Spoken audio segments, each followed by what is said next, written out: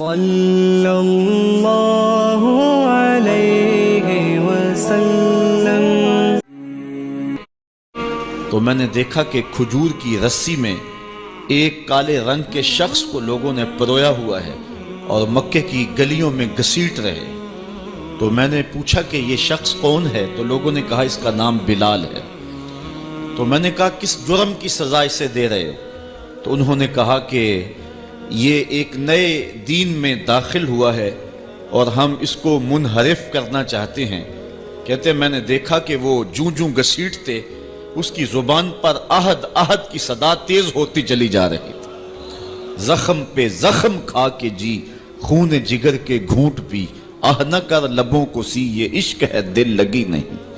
یہ چند لمحوں کے لیے دل بہلانے کی کہانی نہیں ہے کہ جس محبت میں سختی آئی تو راستہ بدل لیا۔ یہ ان راستوں کا ان لوگوں نے اہتمام کیا تھا اور ان راستوں کے مسافر بنے تھے کہ راستے میں پہاڑ بھی ہوں تو یہ چیر کے آگے گزر جائیں۔ بلال حبشی کو ان کا ظالم آقا مارتا ہے، کبھی ان کے ہاتھوں میں میخیں ٹھونکتا ہے، کبھی زبان پہ تپتے ہوئے کوئلے رکھتا ہے، کبھی رسی پاؤں میں ڈال کر کے اوباش لڑکوں کے ہاتھوں میں دیتا ہے کہ اس کو گھسیٹے، کبھی کچھ، لیکن بلال ہیں کہ آگے سے مسکرا رہے ہیں، آہد آہد کا نغمہ پکار رہے ہیں۔ کسی نے رک کے کہا بلال یہ عجیب تماشا ہے، وہ تمہیں مار رہے ہیں اور تم آگے سے آہد آہد پکار رہے ہو۔ تو حضرت بلال بولے تم جاؤ نا بازار میں مٹی کا پیالہ خریدنے کے لیے تو اس کو بھی ٹھونک ٹھونک کے دیکھتے ہو، اس کی آواز تو ٹھیک ہے، کہیں کچا تو نہیں ہے؟ کہا تم تو مٹی کا پیالہ بھی خریدو تو ٹھونک بجا کے دیکھو، یہ کہیں کچا تو نہیں ہے، اس کی آواز تو ٹھیک ہے۔ کہا میرا مالک بلال کو خرید رہا ہے، دیکھ رہا ہے بلال کچا تو نہیں ہے، اس کی آواز تو ٹھیک ہے۔ میں کہتا ہوں مالک خرید لے بلال کو، کھال ادھر بھی جائے گی، حق حق کی صدا ختم نہیں ہوگی۔ محبت کی یہ البیلی اور انوکھی داستانیں اہل ایمان رقم کی ہیں۔ حضرت ابو ذر رضی اللہ تعالی عنہ نے ایک دفعہ حضرت بلال کو جو ہے وہ کالی ماں کا بیٹا کہہ دیا تھا۔ اللہ اکبر۔ تو وہ روتے ہوئے حضور کے پاس آئے، کہا جب سے اسلام لایا ہوں کبھی اتنا دکھی نہیں ہوا، میں نے کوڑے کھائے ہیں، ضربیں سہی ہیں، میں نے تپتی ہوئی ریتوں کے اوپر اپنے آپ کو مشق ستم ہوتے دیکھا اور ظلم سہے ہیں، لیکن کبھی دکھی نہیں ہوا، آج دکھی ہو گیا ہوں۔ کہا کیا ہوا؟ کہا ابو ذر نے مجھے کالے ہونے کا تانا دیا ہے، کالی ماں کا بیٹا کہا ہے۔ تو میرے رسول نے فرمایا جاؤ ابو ذر کو کہو کہ جن خواتین کا میں دودھ پیا ہے ان میں سے ایک ام ایمن کا رنگ سانولا تھا۔ تو کہا جا کے یہ تانا ابو ذر کو کہو کہ اپنے نبی کو بھی دے۔ حضرت بلال جاتے ہیں اور کہا حضور کا پیغام ہے کہ میں نے ام ایمن کا دودھ پیا ہے، تو جو تانا مجھے دیا ہے حضور کہہ رہے ہیں مجھے بھی آ کے دے۔ اللہ اکبر۔ اب وہ ابو ذر بلال حبشی کے آگے ہاتھ جوڑ رہے ہیں کہ بلال تو مجھے معاف کر دے، تو مجھے معاف کر دے۔ اللہ اکبر۔ یہ اسلام کا دیا ہوا فیضان تھا۔ غلام کی پوزیشن اور حیثیت یہ ہے عرب میں کہ آقا کا جوتا دھوپ سے اٹھا کر چھاؤں میں رکھتا ہے تو آقا کوڑے برساتا ہے کہ تو نے مجھے پوچھا کیوں نہیں، صرف اس بات پہ۔ وہ کہتا ہے جی وہ دھوپ میں پڑے تھے خراب ہو جائیں گے، میں نے اس لیے چھاؤں میں رکھے۔ وہ کہتا تو متکبر ہو گیا، خود سر ہو گیا، تجھے اپنی اوقات یاد نہیں رہی، میرے جوتے کو میرے پوچھے بغیر تم نے ہاتھ لگایا، تیرے اندر ہمت کیسے ہوئی ہے؟ یہ ہے غلام کی رسوائی۔ جو غلام آقا کا جوتا نہیں اٹھا سکتا تھا، اب اس غلام کی حالت بدلتی ہے، دن پھرتے ہیں، حالات تبدیل ہوتے ہیں۔ حضور معراج سے پلٹ کے آئے اور آتے ہی بلال حبشی کو بلا کر کے کہا بلال تو کون سا نیک عمل کرتا ہے؟ میں نے جنت میں تیرے قدموں کی آہٹ کو سنا ہے۔ کیا خیال ہے بلال فرش سے اٹھ کے فراز عرش پہ نہیں چلا گیا ہوگا؟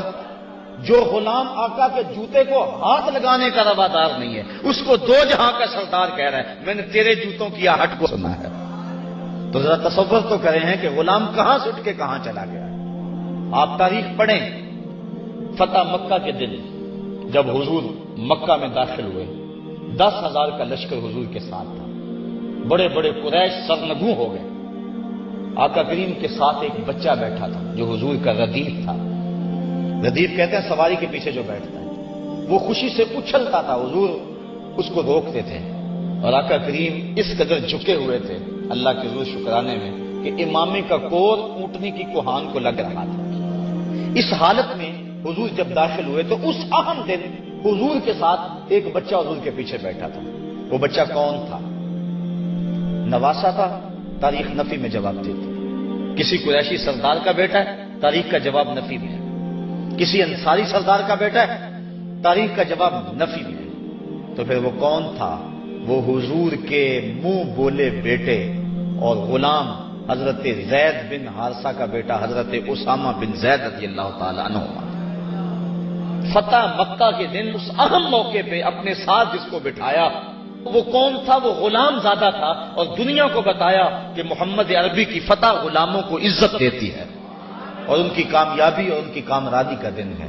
ایک غلام کو یوں عزت دی، دوسرے کو کعبے کی چھت پہ چڑھا دیا، کہا بلال اذان پڑھو۔ پھر اتنی عزت آقا نے دی تو پھر بلال کے اذان کا انداز بھی تو وکھرا ہی ہوگا نا۔ حضرت بلال حبشی کعبہ کی چھت پہ ہیں اور حضور علیہ السلام طواف میں ہیں۔ جب انسان اذان دینے لگتا ہے تو اس کا رخ کدھر ہوتا ہے؟ کعبے کی طرف۔ مؤذن کی بڑی شان ہے شریعت میں، کیونکہ وہ تمہیں نماز کے لیے بلاتا ہے۔ یار مؤذن تو مؤذن رہا۔ ایک حدیث میں آتا ہے لا تسبوا الدیک لأنہ یوقظ للصلاۃ، کہا مرغے کو گالی نہ دیا کرو، یہ تمہیں صبح نماز کے لیے اٹھاتا ہے۔ جو نماز کے لیے صبح مرغ آواز لگائے تو وہ بھی محبوب بن جائے، اور فرمایا اس کو بھی کبھی گالی نہ دینا۔ تو جو پھر تمہیں نماز کے لیے بلائے اس مؤذن کا عالم کیا ہوگا اور اس کی شان کیا ہوگی۔ اور پھر جس مؤذن کو یہ شرف حاصل ہے کہ اس نے حضور کو سامنے دیکھ کر اذانیں پڑھی ہیں، اور حضور سامنے ہوتے تھے تو کہتا تھا اشہد ان محمد رسول اللہ، تو اس کی شان اور اس کی عظمت کا عالم کیا ہوگا۔ تو اذان جب دیں تو رخ کرتے ہیں قبلے کی طرف، اور جو کعبہ کے اندر چلا جائے وہ تو جدھر رخ کرے گا قبلہ ہے، جو حتیم میں چلا جائے جدھر رخ کرے گا قبلہ ہے، جو کعبۃ اللہ کی چھت پہ چڑھ جائے وہ تو جدھر رخ کرے گا قبلہ ہے۔ اب وہ رخ کدھر کرے گا؟ جدھر مرضی کرنے قبلہ ہوگا۔ حضرت بلال حبشی جدھر بھی رخ کر کے اذان دے دیتے ادھر ہی قبلہ ہوتا، لیکن حضور طواف کر رہے ہیں اور بلال حبشی نے اذان شروع کی، اور جدھر جدھر حضور جا رہے ہیں وہ رخ ادھر ادھر موڑتے چلے جا رہے ہیں۔ حضرت اسامہ بن زید بن حارثہ رضی اللہ تعالی عنہ حضور کے منہ بولے بیٹے حضرت زید بن حارثہ کے فرزند ہیں، بلکہ آقا کریم علیہ السلام ان کے ساتھ بھی بہت زیادہ پیار کرتے تھے۔ لیکن حضرت اسامہ کی ناک بہ رہی ہے تو حضور علیہ السلام جو ہے ناک صاف کرنے کے لیے ہاتھ آگے بڑھایا، تو حضرت عائشہ رضی اللہ تعالی عنہ نے کہا کہ حضور میں ناک صاف کر دیتی ہوں، تو حضور نے فرمایا عائشہ اسامہ سے میں بھی پیار کرتا ہوں، تو بھی اس سے پیار کیا کر۔ غلام زادوں کے ساتھ محبت کا یہ لہجہ اور الفت کا یہ انداز آپ کو کہیں نہیں ملے گا۔ جب اسلام کا نور چمکتا ہے، اجالے پھیلتے ہیں، تو ایک کالے رنگ کا غلام جس کا نام بھی اسود ہے، اسود ویسے بھی کالے کو کہتے ہیں، اس کا نام بھی اسود ہے، حضور کی بارگاہ میں حاضر ہوتا ہے اور کہتا ہے حضور اگر میں اسلام لاؤں تو مجھے کیا ملے گا؟ وعدہ جنت بھی دیا جا سکتا تھا، دوزخ سے نجات کا پروانہ بھی ہاتھ میں تھمایا جا سکتا تھا، لیکن حکیم نبی کیا جواب دے رہے ہیں؟ حضور علیہ السلام اس کو کیا ارشاد کر رہے ہیں؟ وہ عرب کا سب سے کالے رنگ کا شخص جو ذات کا بھی غلام ہے، کوئی پاس بٹھانے کے لیے تیار بھی نہیں ہے، اسلام کے اجالوں میں، اسلام کی روشنیوں میں زندگی ڈھونڈتا ہوا حضور کی دہلیز تک جب پہنچتا ہے اور پوچھتا ہے حضور اگر میں اسلام لاؤں تو مجھے کیا ملے گا؟ تو آقا کریم نے فرمایا جو ابو بکر و عمر کو ملا ہے وہی تجھے ملے گا۔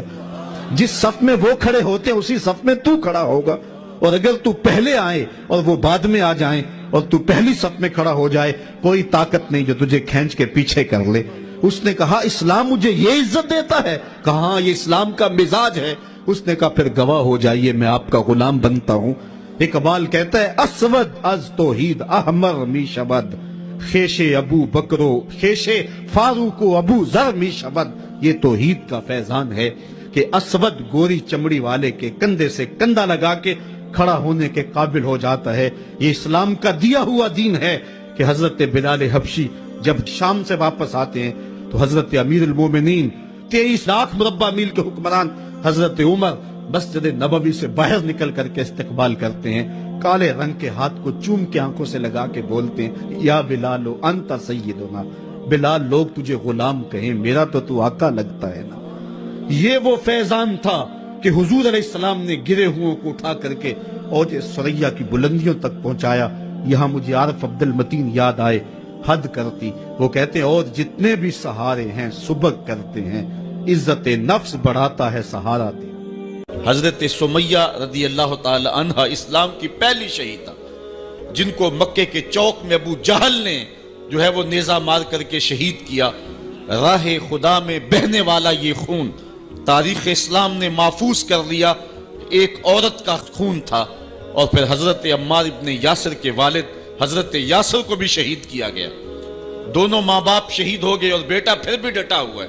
کافروں نے حضرت عمار ابن یاسر کو پکڑ کے تپتی ہوئی آگ میں ڈال دیا اور انہوں نے رخ کیا حضور کے کاشانہ انور کی طرف، اور آنکھوں میں آنسو امڑ آئے تو کافر سمجھے شاید جلتی ہوئی آگ کے شعلوں سے اور بھڑکتے ہوئے کوئلوں سے ڈر گیا ہے۔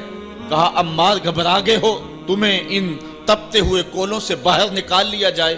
تو حضرت عمار مسکرا کے کہنے لگے میں ان تپتے ہوئے کوئلوں سے نہیں ڈرا، میں تو راہیں تک رہا ہوں، جس محبوب کے لیے دکھ سہ رہا ہوں کبھی وہ جلوہ فراز بھی تو ہو جائے نا۔ اچھا ادھر غلام تڑپا، ادھر آقا تشریف لے آئے۔ حضرت عمار ابن یاسر کے سر پہ ہاتھ رکھ کے حضور نے کہا یا نارو کونی بردم و سلامن علی عمار ابن یاسر کما کنت علی ابراہیم، اے آگ جس طرح ابراہیم پہ ٹھنڈی ہوئی تھی آج میرے عمار ابن یاسر پہ بھی ٹھنڈی ہو جائے۔ تو محبتوں کی یہ داستانیں بڑی دل آویز ہیں۔ تو اللہ تعالیٰ جل شانہ نے جب اپنے محبوب علیہ السلام کے غلاموں کے ساتھ یہ ہونے والے ظلم اور اس جبر کی رقم ہوتی داستان کو دیکھا تو سورۃ الفجر تب نازل ہوئی تھی۔ ایک طرف اہل ایمان کو تسلی دی کہ اگر تمہیں دکھوں میں مبتلا کیا گیا ہے تو کوئی نہیں، تم سے قبل بھی جو لوگ اس راستے کے مسافر ہوئے ہیں ان کو بھی انہی راہوں سے گزرنا پڑا ہے، اور وہ بھی عظیمت کی یہ داستان رقم کرتے ہوئے آئے ہیں۔ انہوں نے بھی جو ہے وہ سولیوں پہ اور فصیلے دار پہ اپنے سروں کا چراغاں انہوں نے بھی کیا ہے، اور راہ حق میں ہر دکھ اور ہر تکلیف انہوں نے سہی ہے، حتیٰ کہ زنجیروں نے ان کی ہڈیوں تک جو ہے وہ نشان چھوڑے، لیکن پھر بھی وہ راہ حق سے منحرف نہیں ہوئے۔ ایک تو ان کو تسلی تھی، اور دوسری طرف قریش کو یہ بتلانا مقصود تھا کہ تم سے قبل بھی بڑے سرکش، بڑے نمرود، حامان، شداد اور بڑے ظالم اور جابر ہوئے ہیں، لیکن آج تم دیکھو کہ ان کا نشان بھی باقی نہیں رہا۔ اگر نشان باقی رہا ہے تو حق کا نشان ہی باقی رہا ہے۔ اس لیے سورۃ الفجر اس ماحول میں نازل ہوئی ہے جب کہ جو ہے وہ اسلام کے اوپر اور اہل ایمان کے اوپر سخت آزمائشیں تھیں اور سخت جو ہے ان کے اوپر تکلیف تھی۔ فجر کی قسم کھانے کا ایک مقصد تو یہ تھا کہ ان کفار کو یہ کہنا تھا کہ جس طرح فجر طلوع ہوتی ہے اور رات ختم ہو جاتی ہے، یہ زندگی بھی جو ہے جو تم گزار رہے ہو ختم ہوگی، اور آخرت کی زندگی میں تم نے قدم رکھنا ہے، اور صبح قیامت طلوع ہونے والی ہے۔ اور دوسری طرف اہل ایمان کو تسلی دینا مقصود تھا کہ راتیں جتنی بھی لمبی کیوں نہ ہوں، پو تو پھٹتی ہے اور اجالے تو نکلتے ہیں، ایک وقت آئے گا کہ اسلام کا پھریرا دنیا کے اوپر لہراتا ہوا نظر آئے گا۔ آج کی قربانیاں کل کے لیے سکھوں کا سامان بن جائیں گی۔ ساغر صدیقی نے کیا کہا تھا کہ آج تو ہیں یہ جسم آلودائے گرد سفر، آج تو ہیں یہ جسم آلودائے گرد سفر، کل انہی جسموں پہ منزل پھول بھی برسائے گی۔ آج مکے میں ستم ہیں، کل مکے والے ہاتھ باندھ کے کھڑے ہوں گے، تو وہ لمحے بھی آنے والے ہیں۔ تو فرمایا قسم ہے صبح کی والفجر، قسم ہے صبح کی، ولیال عشر، اور 10 راتوں کی۔ 10 راتوں سے مراد کیا ہے؟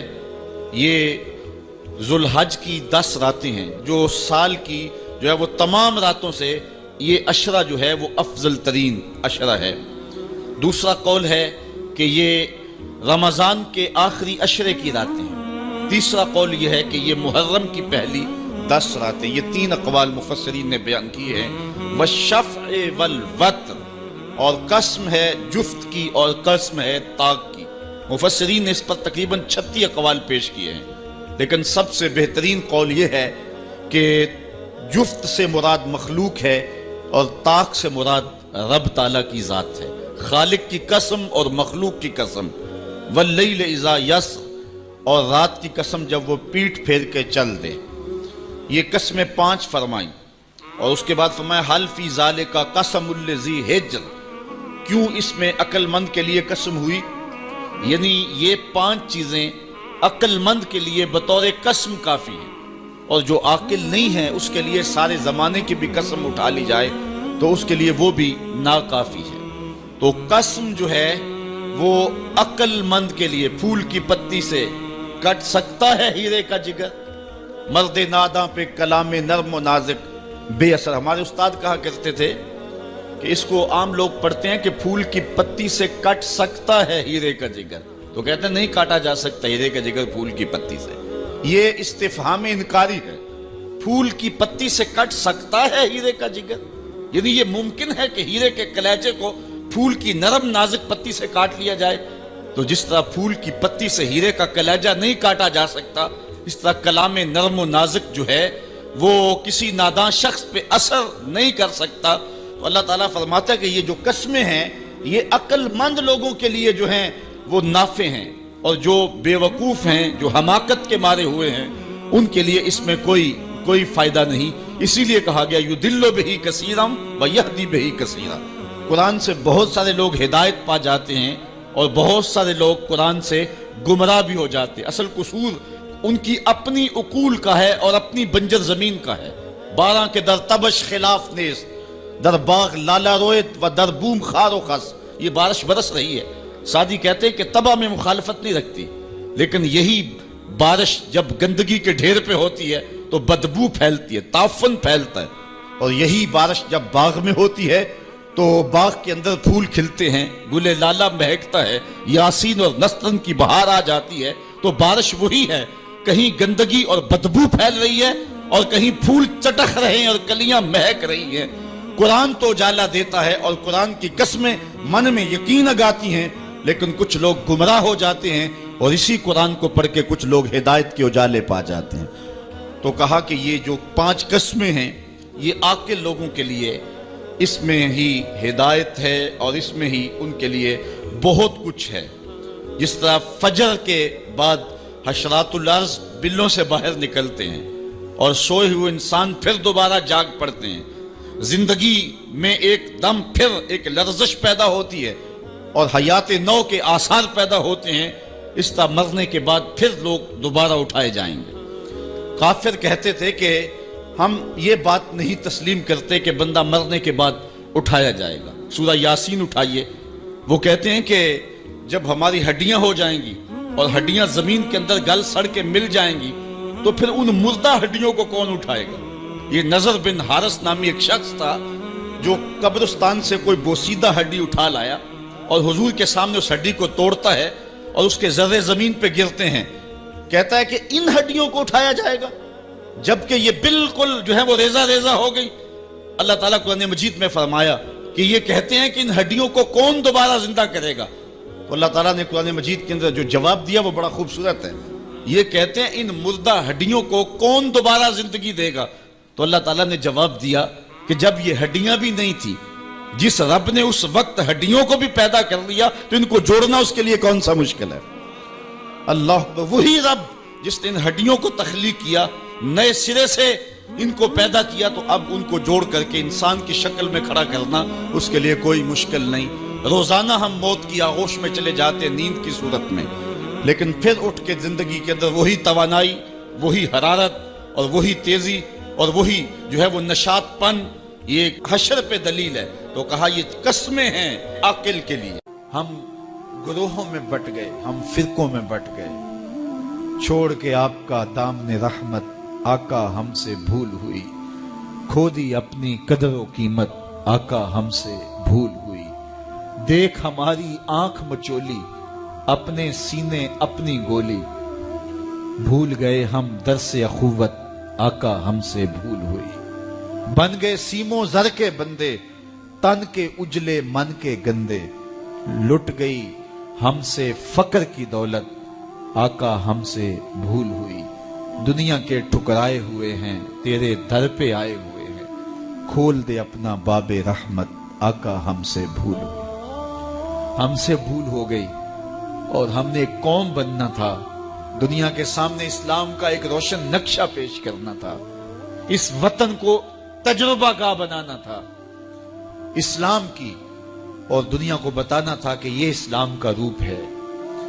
لیکن ہم ایک ہجوم بن کے رہ گئے، ہجوم بھی بے ہنگم آوارہ. ہم ایک قوم نہ بن سکے، ایک جسد واحد نہ بن سکے، ہم اسلام کے اس نظریے کا عملی نمونہ نہ بن سکے. ہزاروں لاکھوں لوگوں نے جس وطن کو حاصل کرنے کے لیے قربانیاں دی تھی، لوگوں نے گھر بار چھوڑے تھے. کوئی اتنا آسان کام نہیں تھا وطن چھوڑ کے آنا، لیکن بدقسمتی سے آج ہم جہاں کھڑے ہیں، جو ہماری حالت ہے، بن گئے تن کے نشیمن کے قفس کی تیلیاں. بن گیا کیا، چلے تھے ہم کیا بنانے کے لیے. 23 مارچ تجدید عہد کا دن ہے. آج ہم عہد کریں کہ ہم نئے آہنگ سے، نئے ارادے سے، نئے بانک پن سے قوم سازی کا عمل کریں گے، اور اپنے وجود کو قوم کے وجود میں گم کر کے رسول کریم صلی اللہ علیہ وآلہ وسلم کی امت کا ایک فرد بن کے جئیں گے. آپ سوچ رہے ہوں گے کہ میں تنہا بیٹھ کے ان چند ہزار لوگوں کے اندر یہ بات اگر کروں تو اس سے کیا فرق پڑتا ہے، حالات تو دیگرگوں ہے، لیکن مجھے صرف اپنے حصے کا کام کرنا ہے، اور میری ذمہ داری اتنی ہی ہے. اس جگنوں کی طرح جو اندھیرا چھا جائے تو اپنی پیٹھ پہ لالٹین باندھ کے اندھیرے مٹانے کے لیے چل نکلتا ہے. اسے بھی پتا ہوتا ہے یہ ساری ظلمتیں مٹا دینا میرے بس کا روگ نہیں، لیکن وہ اپنے حصے کا چراغاں ضرور کرتا ہے اور اپنے کام میں کوتاہی نہیں کرتا. اس لیے مجھے اور آپ کو اپنے حصے کا کام ضرور کرنا ہے، اور اس وطن کو جن مقاصد کے لیے حاصل کیا تھا، ان مقاصد کو حاصل کرنے کے لیے قوم سازی کے عمل کی طرف ہم نے بڑھنا ہے. حضور ایک شخص کو واعظ فرماتے ہوئے ارشاد کیا، 5 چیزوں کو 5 چیزوں سے پہلے غنیمت سمجھ لو. پہلی چیز، شبابہ کا قبل حرمک، اپنی جوانی کو بڑھاپے سے قبل غنیمت سمجھ لو. آج جوانی ہے، اعضاء میں زور ہے. آج عبادت ریاضت کرنا چاہو، کسی دکھی کی مدد کرنا چاہو، کسی کے کام آنا چاہو، روزے رکھنا چاہو، نوافل کی ادائیگی کرو، جو بھی عمل خیر کرنا چاہو، تمہارے قوا تمہارا ساتھ دیں گے. لیکن بڑھاپے میں چاہنے کے باوجود بھی کچھ نہیں ہوگا. گئی جوانی آیا بڑھاپا، تے جاگ پئیاں سب پیڑا. ہن کھایاں کچھ کم نہ آون، سونف جوین ہریڑا. میاں صاحب فرماتے اب کوئی کام نہیں آتا، اب اعضاء ہی لٹک گئے، مدمحل ہو گئے اعضاء. تو آج موقع ہے، جوانی کے لمحات ہیں، ان جوانی کو راہ خدا پہ ڈال دو. اور جوانی میں توبہ اللہ کو بڑی محبوب ہے. ایک روایت میں آتا ہے جب جوان توبہ کرتا ہے، خوشی سے اللہ کا عرش جھوم اٹھتا ہے، عرش الہی جھوم اٹھتا ہے جوان کی توبہ سے. فرمایا میں اللہ کا حبیب ہوں، اور پھر فرمایا جو جوان جوانی میں توبہ کرے وہ بھی اللہ کا حبیب ہے. کتنی بڑی بات ہے. تو جوانی یاد الہی میں گزرے، ذکر الہی میں گزرے. تو فرمایا جوانی کو بڑھاپے سے قبل غنیمت سمجھ لو. پھر فرمایا صحت کا قبل سقمک، اپنی صحت کو بیماری سے قبل غنیمت سمجھ لو. صحت کے لمحات میسر ہیں، بیماری آتے دیر نہیں لگتی. تو صحت کو غنیمت سمجھتے ہوئے بھرپور فائدہ حاصل کرو، اور کوشش کرو، محنت کرو راہ خدا میں آگے بڑھنے کی. وغنا کا قبل فقرک، تیسری بات ارشاد فرمائی، اپنے غنا کے دور کو، مال و دولت کی فراوانی کے زمانے کو غنیمت سمجھو فقر سے قبل. کہتے ہیں غربت آتے ہوئے دیر نہیں لگتی، اوپر جاتے ہوئے وقت لگتا ہے، اوپر سے نیچے آتے ہوئے وقت نہیں لگتا. تو فرمایا کہ دولت تمہیں میسر ہے تو اس دولت کو کام میں لاؤ. دولت کو سنبھال کے نہ رکھو، یہیں رہ جائے گی. ایک کفن ایسا لباس ہے جس کو کوئی جیب نہیں ہے، یہاں سے کچھ کسی نے لے کر نہیں جانا، اور نہ آج تک کوئی لے کے گیا ہے. سکندر ذوالقرنین جس نے پوری دنیا پہ حکومت کی، مرتے ہوئے وصیت کی کہ میرے ہاتھ کفن سے باہر رکھے جائیں تاکہ لوگوں کو پتہ چلے خالی ہاتھ جا رہا ہوں. سکندر گیا جب دنیا سے تو دونوں ہاتھ خالی تھے. تو اصل وہ ہے جو ہم ساتھ لے کے جائیں گے. میرے حضور نے فرمایا، ابن آدم کہتا ہے مالی مالی مالی، میرا مال میرا مال. فرمایا اس کا مال وہ ہے جو اس نے کھایا، یا پہنا اور پرانا کر دیا یا اس نے آگے بھیج دیا۔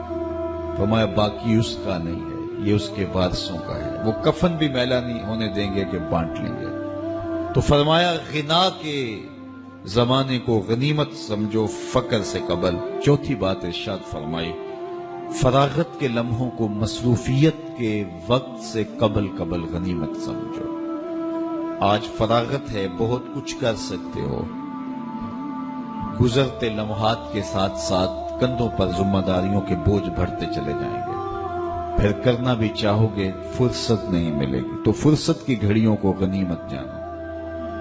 پانچویں چیز ارشاد فرمائی وحیاتک قبل موتک، اور اپنی زندگی کو موت سے قبل غنیمت سمجھو۔ آج زندگی ہے، چلو بیماری صحیح، اعضاء مدمحل صحیح، فراغت نامیسر صحیح، دولت نہیں صحیح، کوئی بات نہیں ہے، اس کے حضور آنسو تو بہہ سکتے ہیں، اپنے گناہوں کی معافی تو مانگی جا سکتی ہے، جس طرح بھی بیٹھ کر کے لیٹ کر کے اس کے حضور عبادت کا رنگ تو اختیار کیا جا سکتا ہے۔ وضو نہیں ہو پاتا، اعضاء ساتھ نہیں دیتے، تیمم تو ہو سکتا ہے، لیکن ایک وقت آئے گا یہ سہولت بھی چھن جائے گی، یہ فرصت بھی باقی نہیں رہے گی۔ بندہ حشر کے دن جب پھنسے گا تو پھر کہے گا مالک ایک مہلت دے دے، دوبارہ دنیا پہ جاؤں، سجدے سے سر نہیں اٹھاؤں گا، تو حکم ہوگا نہیں، وہ وقت بیت گیا، تجھے فرصت ملی، وقت ملا، جوانی ملی، ڈوبتے سورج نے تمہیں روز پیغام دیا، اٹھتے جنازوں نے تمہیں روز پیغام دیا، لیکن تم نے عبرت حاصل نہیں کی۔ اب تمہارے لیے پلٹ کے جانا نہیں ہے، اب تم یہی رہنا ہوگا اور اپنے گناہوں کی سزا گوارا کرنی ہوگی۔ ہارون رشید گیا نا قبرستان کے قریب سے گزرا تو وہاں بہلول بیٹھا ہوا تھا، یہ مشہور مجازیب میں سے مجذوب اس کو کہتے ہیں کہ تجلیات کے وفود سے جس کا شیشہ عقل ٹوٹ جائے اس کو مجذوب کہتے ہیں، اور لوگ اسے پاگل کہتے ہیں لیکن اصل میں تو عقل مند یہ ہیں۔ تو بہلول بیٹھا تھا قبرستان میں، تو ہارون رشید گزرا تو بہلول نے توجہ نہ دی، تو ہارون رشید نے چاہا کہ میں اس کو دکھاؤں کہ میں محل کیا ہوتے ہیں، تخت و تاج کیا ہوتے ہیں۔ اس نے دعوت دی، بہلول آؤ نا ذرا بغداد میں، شہر کی رونقیں دیکھو، محلات کی زندگی دیکھو۔ تو حضرت بہلول نے جو جواب دیا بڑا خوبصورت تھا، کہا شہر والے سارے ادھر آ رہے ہیں، میں شہر کیا لینے جاؤں؟ تم مجھے شہر بلا رہے ہو اور شہر والے سارے روز ادھر آ رہے ہیں، تم کندھوں پہ اٹھا کے روز انہیں ادھر لاتے ہو اور میں شہر چلا جاؤں۔ تو بادشاہ کی بولتی بند ہو گئی۔ کسی نے واصف علی واصف مرحوم سے پوچھا تھا کہ خوشی اور غم کیا ہے، اس نے بڑی خوبصورت بات کی، اس نے کہا اپنی مرضی اور اللہ کی مرضی میں فرق کا نام غم ہے، اللہ اکبر، اور اپنی مرضی کو اللہ کی مرضی میں فنا کر دینا اس کو خوشی کہتے ہیں۔ جو اللہ چاہتا ہے ہوتا وہی ہے، بندہ چاہتا ہے کہ یہ ہو، اللہ چاہتا ہے کہ یہ نہیں، یہ ہو تو ہوگا وہی جو رب چاہے گا۔ تو پھر نتیجہ کیا ہوگا؟ بندہ چاہے گا جو میں چاہ رہا ہوں، کہے گا جو میں چاہ رہا ہوں وہ ہوا نہیں، بندہ دکھی ہو جائے گا۔ لیکن اگر وہ اپنی خواہشات کو، اپنی آرزوؤں کو رب کی رضا میں گم کر دے گا تو پھر جو ہے وہ اسے حقیقی مسرت میں خوشی نصیب ہو جائے گی۔ تو استغنا کی دولت یہ حیات طیبہ کا روپ ہے، اور یہ دولت اللہ تعالیٰ اپنے بندوں کو دیتا ہے اعمال صالحہ کے نتیجے میں۔ راوی کا کنارہ ہے، ایک فقیر ریت کے اوپر بیٹھا ہوا ہے، شاہ جہاں وہاں سے گزرا اور فقیر نے التفات نہیں کیا۔ بادشاہ کے ساتھ خدام تھے، زرق برق پوشاکوں میں ملبوس نوکر تھے، پورے شاہی تم طراق کے ساتھ جا رہا تھا، تو فقیر نے التفات ہی نہیں کیا، توجہ ہی نہیں دی۔ بادشاہ کے دل میں بڑی بات آئی، وہ آ گیا فقیر کے پاس، رک گیا اور کہا کہ ایک بات تو بتاؤ، زندگی کیسے گزر رہی ہے؟ فقیر نے مسکرا کے کہا کچھ تیرے جیسی گزر رہی ہے، کچھ تیرے سے بہتر گزر رہی ہے۔ بادشاہ سمجھا کہ یہ مجھے پہچانتا نہیں ہے کہ میں کون ہوں، میری شخصیت کیا ہے، اسے کیا پتا تخت و تاج کی زندگی کے کیا مزے ہیں، شاہی محلات کی آسودگیوں کا اسے کیا علم ہے۔ اس نے کہا مجھے جانتے ہو؟ کہا ہاں تم شاہ جہاں ہو، ہندوستان کے بادشاہ ہو۔ تو کہا پھر یہ بات کہہ دی، تمہیں نہیں پتا ہے کہ تخت و تاج کی زندگی کیا ہوتی ہے؟ آؤ میرے ساتھ چلو دہلی میں۔ اور وہاں دیکھو کہ شاہی محل کے مزے کیا ہوتے ہیں۔ اللہ اکبر۔ اس نے کہا میرے لیے یہی بہتر ہے، تخت سکندری پہ وہ تھوکتے نہیں، بستر لگا ہے جن کا تیری گلی۔ تو کہا کہ بتاؤ، یہ تم نے جو کہا کہ کچھ زندگی تمہارے جیسی گزر رہی ہے، کچھ تم سے بہتر گزر رہی ہے، یہ بات میری سمجھ میں نہیں آئی۔ اس فقیر نے کہا کہ بادشاہ جب رات کو تم سوتے ہو تو پھولوں کی سیج پہ سوتے ہو نا، اور میں ریت پہ سوتا ہوں۔ جب آنکھ لگ جاتی ہے تو تمہیں بھی نہیں پتا ہوتا میں کہاں سویا ہوں، اور خبر مجھے بھی نہیں ہوتی کہ میں کہاں سویا ہوں۔ اس وقت تیری اور میری زندگی ایک جیسی گزر رہی ہے، اور جب سحری کے لمحے ہوتے ہیں تم سو رہے ہوتے ہو، میں اٹھ کے مصلی بچھا لیتا ہوں، اور میری وہ زندگی تیری زندگی سے بہتر گزر رہی ہے۔ تو استغنا کی دولت اگر مل جائے فَلَنُحْيِيَنَّهُ حَيَاةً طَيِّبَةً، تو یہ ستھری اور پاکیزہ زندگی جو انسان اچھے عمل کرتا صلی اللہ علیہ وسلم